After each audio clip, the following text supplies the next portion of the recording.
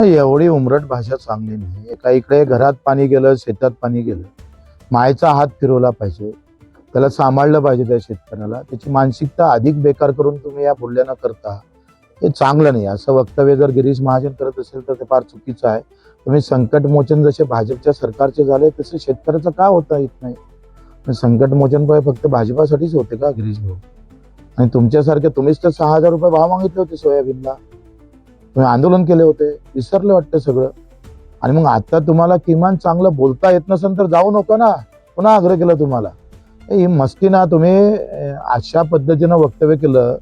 काल संभाजीनगर मधला एका शेतकऱ्यानं त्या तहसीलदार चांगला बोलला नाही, त्याच्यासोबत उमराट बोलला, त्यानं आत्महत्या केली विहिरीत उडी टाकून. मग असं जर मंत्री बोलत असेल तर आम्ही त्यांना सोडणार नाही. शेतकऱ्यासोबत चांगल्या भाषेनंच बोलावं लागेल. एक तर देत काहीच नाही आणि उलटून जर अशी भाषा बोलत असेल त्याचा निषेध करतो.